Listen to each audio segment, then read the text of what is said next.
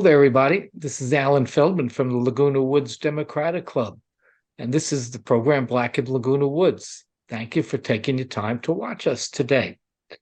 On our program today, we have Thomas and Lillian Chesley. They are the founders of an organization called A Touch of Love Works. First, let me thank you both for being here again. Now, Thomas and Lillian may look familiar to you. They may sound familiar to you because they've been on the program before, but we're very happy to have them back again. And I want to thank you very much for being here again. Thank you for having us again. My pleasure. I'm going to start right in. I'm going to ask them, Thomas, I'm going to give the leadoff question to you. Your organization, excuse me, A Touch of Love Works. What is it? What does it do? So A Touch of Love Works is built on the fact that we know that there are people in need, and we've seen them. We see them with our own eyes. And while we can't fix the whole problem, what we can do by giving them just a touch of love can make a difference. You never know what the difference can be between somebody getting a drink of water or a sandwich, how that given by the right person at the right time with the right words could change their lives. And I know because that's what happened to me. And that's what your program, you're dealing primarily with people who are unhoused, homeless people. Homeless people, and in most cases, these homeless people have a dual diagnosis of also being, most of them have some kind of mental illness.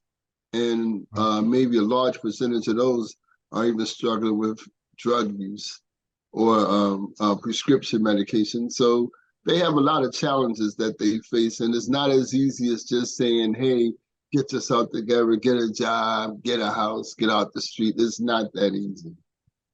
Right. And Lily, let me ask you this. How did you guys get started on this? How, when, and how did you get started? When did you get started? And how do you do it? How do you build an organization like this? How does that work? It wasn't us. I think it was, in all honesty, it was a calling. Thomas and I made a decision after we had achieved our first place together, being newly married 15 years ago. Being newly married, we realized that, this is our first place together, and we wanted to be able to thank God for that. And in order to do so, we made a decision that we wanted to give to the people in the streets who don't have the same fortune. In doing so, we told a neighbor, and we went out to Santa Ana, where the tent city was just starting to grow, and we gave out like 50 lunch sacks. And then we started telling friends and church members and coworkers. And the next thing we know, we have armies of people following us out to take care of these people, give them something that was needful for them. One of our friends who went out with us happened to be a nonprofit attorney. And he called Thomas over to his house one day and said, "Look, you are now a nonprofit." And the rest is pretty much history after that. And you were that is one of the things I wanted to know. You kind of answered it, but you go out to where the people in need are. You don't have like a central location where you call people. People know to come. They know they can get services. They know they can get goods. So does that make it more difficult? Well, outreach and engagement is what's important. We know that they're not where we are. We have to go out where they are. And then when you go out where they are, be prepared to engage with them, to find out what the need is, and to the best of your ability, try to meet that need, or even refer them to a place that can meet that need. So we don't have the power to fix the whole problem, but with the power of communication and partnerships and those kind of things can happen. Referrals can happen. We can link them up with other people where they can get the help. So we might be able to meet their basic need right there on the spot, but we also might be able to point them in a direction where they can get the training they need to get into independent housing, or they can get in touch with their family members, or they can get some of the services that's provided by the government, SSDI. They can get help with mental health. They can get help with substance use. They can get training that they need to get them from point A to point B. We got to start somewhere, and the first step is just to show them that there's help out there and there's people that's willing to help them get it. And what kind of things are you providing? I mean, my understanding is we're talking about the truly basic needs of people, the things that you provide. So what are the kinds of things that you provide? What do people need who are living out on this street? Something we might not be aware of, or we might even be, common sense. But what do they need?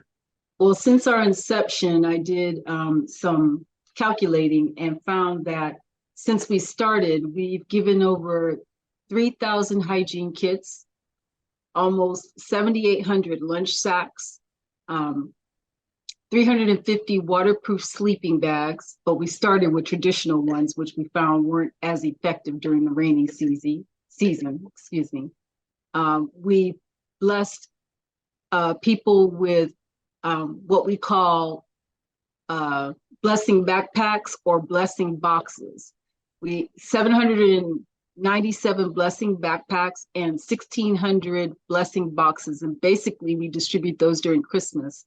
And we have so much support from different churches and organizations, such as Optum, for instance, that have provided us with hygiene items, snacks, needful and thoughtful gifts like food cards or restaurant cards, bus passes, hats, gloves, books. And these are all put in a nice little package, either in a box all decorated and prettied up and ready to hand out to somebody on the streets, or a backpack, which is also a needful item. We've provided over 18,000 pounds of clothing and shoes that have been laundered and sorted and distributed to those on the streets in Santa Ana, in San Diego, and at Long Beach, and also at Laura's house in Aliso Viejo. We provided 300 nutritious meals to women's shelters. And we have also received over $40,000 in donated cash or in-kind donations from various organizations and individuals. So everything that we incur or receive, we make sure that it gets out to those who have a need for it. That's the one thing I like to point out. 90% of the donations and income that comes into A Touch of Love Works goes directly back out to meet the needs of the people who we see with our eyes need the help.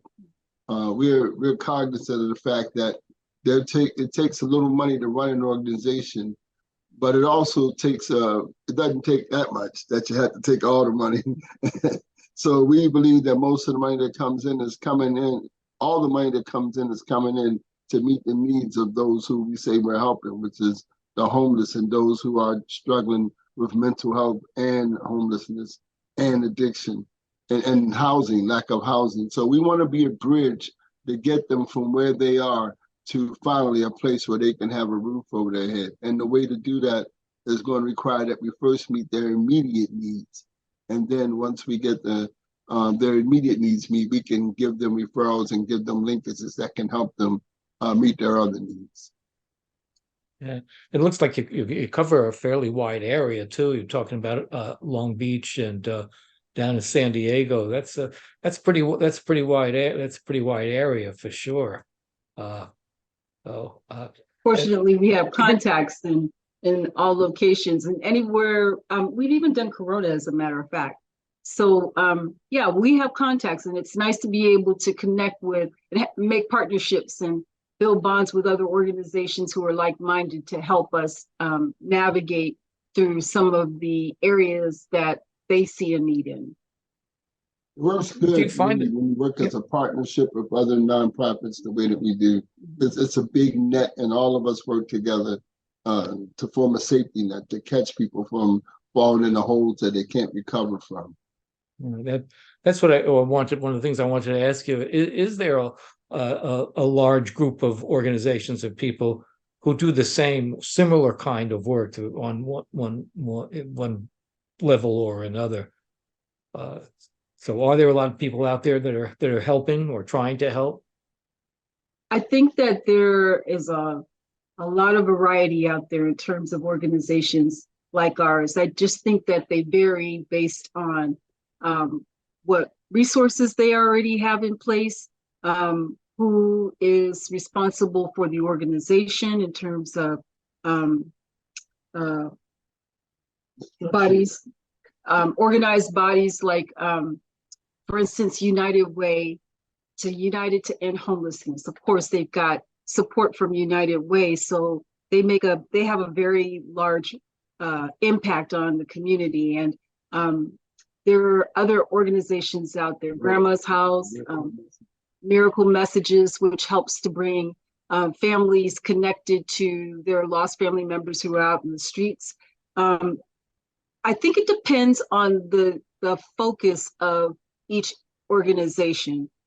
Ours is to right now just meet their immediate needs, but as we continue outreach and engagement, but our plan and our hope is in the very near future to be able to have a brick and mortar establishment where those who are unhoused can come to, can get a hot meal, can take a shower, maybe wash their clothes, get some medical or maybe mental attention, as well as some counseling and resources, access to resources to help them to get housed or get a job or get back home.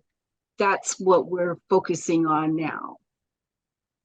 I'd like to get to that in just a minute, because I wanted to ask you this also, something that when I was thinking about you guys, thinking about this. Now, you were both homeless for a while. You mentioned that before, and I remember from our previous discussion. And as I recall, Lillian, you were not unhoused, but you were homeless. You didn't have your own home, but you were not unhoused. Thomas, you were what we think of as homeless. You were out on the street. Now, I would imagine that if people will become homeless, that's got to be one of the low points in your life. I would imagine, a desperate point of desperation. And a lot of people, and I don't mean it pejoratively, would be walking far away from that as they could possibly get. I don't want that. I don't even want to think about it. That was then, this is now, I'm different now. But you guys walk to the other direction. You're embracing it rather than walking away from it. So tell me, why is that? What drives you to that? Well, I just wanted to reiterate when you asked me how did we get started, it was because of our homeless situation and being able to have housing that we realized that the gratitude that we have for being housed should be extended to those who were not, and making sure that we could help them to meet the necessary needs that they have on a daily basis. So for us, we were drawn to helping people because we were helped, and we were able to have shelter when we would not have otherwise found a way on our own. Well, it's a little easier to embrace what other people are going through when you've been through it yourself, when you walked in those shoes, when you slept on that bench, when you walked in the rain, when you've done the things that they've done, it kind of gives you an appreciation for just how far you've come. It's not by anything I did. It's my faith. I took the walk of faith and I trusted God. I went to the Lord. Everybody kept saying, God can fix it. God can fix it. And I heard it so much at some point, I believed it. And I started acting like it. And then once I got helped and got up on my feet, I felt the hunger in my heart. How can you not turn back and give back to where you came from? And I had a friend who was once with me, and he froze to death on a bench. After I got out of homelessness and got my life together, when I went back to look for him, I found out that he died. He froze to death on a bench that he and I used to sleep on.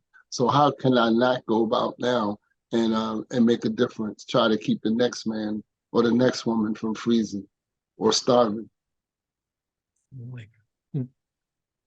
All the things that you do, they're not for free.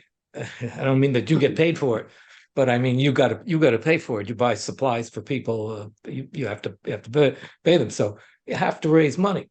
And I know that one of the ways you raise money is you have an annual fundraiser, which is coming up pretty soon. So why don't you tell us about that? When and where is the fundraiser going to be? It's going to be October 28th at 6 p.m. at the Lake Forest Community Center. It's a new facility, very beautiful location. We will have entertainment, including comedy, musical performances. We'll have DJ for dancing. There will also be speakers in attendance to discuss what homelessness is about here in South Orange County and the impact it has on our community and how we can help make a difference by donating to our organization.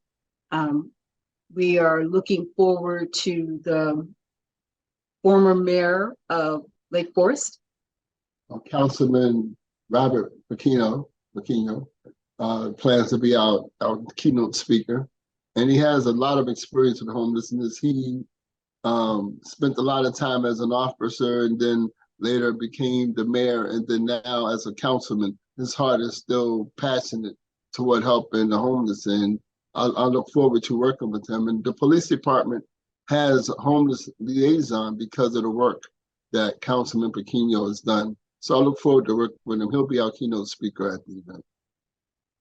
For people who want to attend the fundraiser, how would they go about doing that? How would they go about contacting you and getting a seat at the table, so to speak? You can go to our website. It's www.atouchofloveworks.org, and there will be links to get to purchase tickets. We take Zelle, Eventbrite, Venmo. There's a lot of different directions you can go from the website. And all of it, again, all of it is earmarked for people who need it the most. We have a good paper trail of how we funnel the funds that come in back into the community. And I think that's important that we be transparent, and our organization is transparent in our function, our structure, and the way that we provide services for those in need. Well, that's a question I want to ask too, because when people donate money, their first question is, where does the money go? Where is the money going? So I know your money is going, you told us it goes almost, I think you said 80-90% back in services or something. What are the kinds of things that you actually purchase and give out to people? Where, if I bought a ticket to this, where would my money be going to? What would it be going to buy for people? Make sure everybody understands what's going on here. Well, I tend to do the shopping. And we're good at that. So most of it is food. The food is generally purchased in bulk or ordered in bulk, or the hygiene. And or both. We also, what else do we purchase? So we had sleeping bags, we had backpacks, we had raincoats, socks, whatever the people need. When we go out, that's the importance of outreach and engagement. When you're meeting with the people, we ask them, what kind of things do you need? That's how we discovered the big sleeping bags we initially started buying weren't good, because when they get wet, they weren't waterproof and they couldn't carry them. So we needed to go to a lightweight sleeping bag, something that's weatherproof. Well, guess what? It costs a little more. It costs a little more, but it's worth it. It keeps people from sleeping on the wet grass, on the wet pavement when it's raining. It gives people warmth when we're in a house at 40 and 50, 60 degrees, we're comfortable. When people are sleeping on the street at 30 and 40 degrees and it's raining and the wind is blowing, it's a little bit different. And I'm cognizant of that because I've slept there before.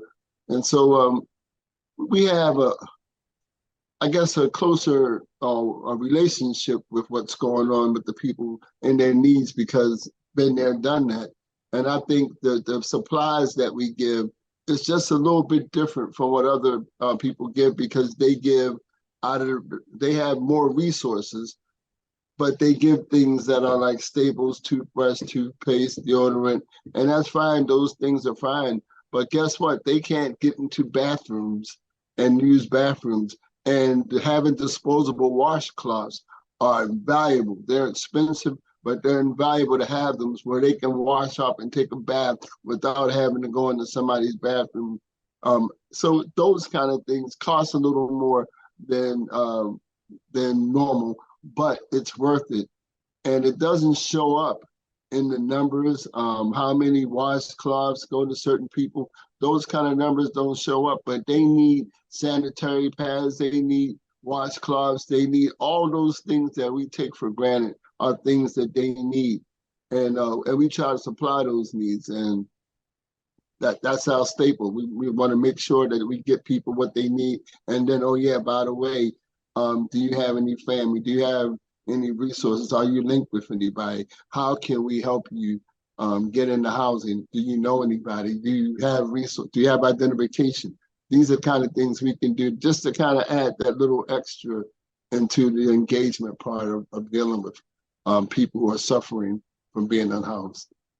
Yeah, One of the I things think. that I find, I'm sorry, one of the things that I find about, or what I believe we all feel about being able to give them just these little things, provide these people with a little bit of dignity, a little bit of self-worth, a little bit of self-respect for themselves when they feel like somebody cares about them enough to give them the materials they need to tidy themselves up and look at themselves in the mirror, or just have something to eat might make them feel just a little bit better. So yeah, so all of these needs that are being met, no matter how small, are something that gives them a little bit more hope about what their path is going to be once they come in contact with someone like us, or someone like you, or someone like anybody who's watching this program right now. Well, I think the magic words were things that we take for granted, and I don't imagine that we can really conceive of the problems and what people actually need without having been through the experience ourselves. So I think that's exactly right. But it's things we take for granted. I would like to move what you had mentioned before. We're starting to get short on time here, so I want to make sure we talk about this too, and that is your hopes for expansion. You were talking about. You kind of went through a little bit of what the kind of things you're looking to do. But tell us again here. Do you have a location in mind, or just what do you have in mind for expansion, for a brick and mortar, as we say? So I acknowledge the areas that have pockets of homelessness, and because I do a lot of outreach engagement, not only on our own, but my job also, I do outreach and engagement. So I know in Orange County there are certain pockets of homelessness, and so the need in one city is not the same as another. But where we live is near Lake Forest, and that's where we started at, in Lake Forest. There's not a great need. There's not a lot of homelessness in Irvine, which is our neighbor. But as you go toward Lake Forest and Laguna Hills and Mission Viejo, the problem is beginning to pick up. Laguna Hills, the problem is there. And if we turn our heads and act like we don't see it, that doesn't make it go away. They're still there. I know that they're there. And while we might not be able to provide a shelter for them, just to be able to have a place where they can come, a respite, a daycare place, adult daycare, pretty much, where they can come and get some rest, where they can get maybe a shower, where they can get something to eat, they can get some phone calls, they can be linked to resources where we can get them help. If they're veterans, I would love to be able to refer them to assistance they can get for, it's a lot of help out there for veterans right now. And then even the organization I work with, the Mental Health Association, some people are from Santa Ana, and they go back and forth between Lake Forest and Santa Ana. I like to be able to refer them to that as a resource where they can get even more help. So it's going the extra mile, taking the extra step to try to give people what they need. Yeah. So the thing is, do you think it'd be difficult to actually set up a building or structure? People seem to, when they hear homeless people are coming, they Yeah. people Not in my are neighborhood, they say. nervous. But if there was a place that it was just like a place they can come for a respite, it doesn't have to be open all day. It's just a place they can come and they can get some assistance. The idea is to get them off the street, and maybe we can help them get the assistance they need, and maybe even help change their mindset and become more independent minded. Excuse me. Instead of relying on the resources of the streets, if they can begin to rely on the resources that's provided with medical care and social services, things that can actually help them. If we can link them up like that, maybe they'll begin to see a way out. Right now, there's a lot of them that don't have any hope, and they don't see a way out, and they don't see anybody reaching out to help them. I think our Yeah. target with Alan would probably be a location where there isn't necessarily a neighborhood. So you won't be near families in housed areas. We're trying to get a more business-oriented location where they come in like a going to a store, so to For speak. social services. Yeah. Yes. So our goal is to try to veer away from neighborhoods that are populated with families, and especially with children. We want to stay away from that area. So we're looking for some place that's more suitable for the kind of services that we want to offer without posing a threat to the neighborhoods. Well, let me just, we are out of time, but I want to mention again, the fundraiser is going to be on Saturday, October 28th, 6 p.m. at the Lake Forest Community Center. And that address is 100 Civic Center Drive in Lake Forest. If you want to go, if you want to contribute, if you want to just learn more about the organization or volunteer, the website is www.atouchofloveworks.org. And Thomas and Lillian Chesley, I want to thank you so much, not just for being here today. I really thank you for the work that you're doing. This is, I know it's not your jobs. I think you guys work also, so it is greatly appreciated. And I just, again, thank you so much for being here tonight. And Very welcome. Thank you for having us. Best of luck. It's our pleasure, really, any time. And thanks again. And for everybody watching, thank you very much. And we'll see you in a couple of months. Bye-bye. Thank you very much. Bye-bye.